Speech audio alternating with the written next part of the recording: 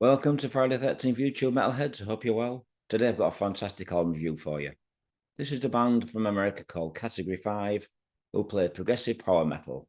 Now they're about to re-release their fifth album, which is finally coming out on CD and vinyl. It's called Resurrect the Insurgence and it's released on Metallic Blue Records. Now the band was formed back in 1999 by original bass player Dustin Mitchell, who's also in the band today. It was also in the band was guitarist Curtis Morrow and also Mathew on drums, who were formed in Salt Lake City, Utah, alongside second guitarist Ryan Taylor and vocalist Lynn Allers. Now, the band released their debut album, which is called Present Day, released in 2001. If I believe correctly, this was released as a self-financed production, but it was also picked up by Lance King, who owns the label Nightmare Records. The band would release a further 4 albums. The second album was called A New Breed of Rebellion in 2004. This was followed by the next album in 2006, which was entitled The Rising Anger. And the next album in 2007 would be called Hymns of the Dissensions. Some of you guys may also have these albums, and so you'll know what to expect. If you've not heard this band before, I'm just going to lighten you what they sound like. Now, these guys are very much influenced by Fate's Warning. If you listen to Awakening of the Guardian, maybe No Exit and Parallels, this is what these guys sound like. You mix all those 3 albums together, but they've also got other influences involved as well. But they're a great addition. If you are a fan of Fate's Warning, you really need to check out these guys. Now, other than Fate's Warning, like I've just mentioned, other bands that come to mind would be Queenrsryche, Mystic Force, with a little hint of 0 Hour and also Crimson Glory. And another band that springs to mind while listening to this music is a band called Images of Eden. Now, this album was produced by Dustin with the help of Dennis Ward.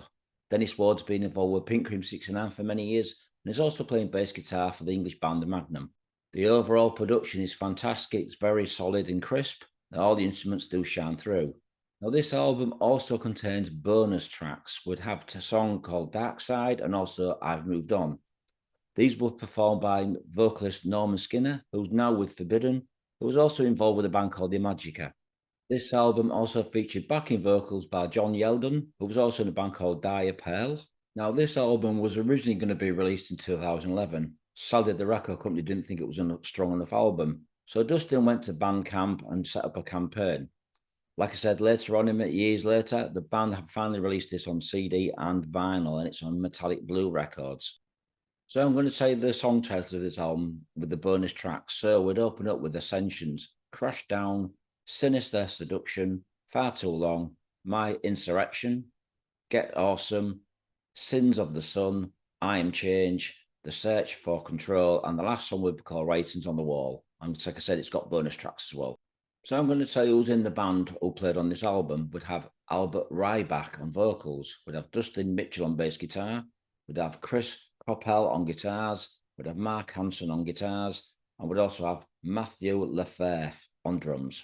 Now, I've been listening to the band's previous albums, and I've got to say this band have come a long way since the debut album. They're very, very technical in places. They've had some fantastic musicians in the band, and they've come up with some great ideas.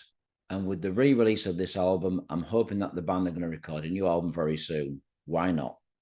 The opening track after the intro is called Crash Down. This is very much reminds me of Fate's Warning's album Inside Out.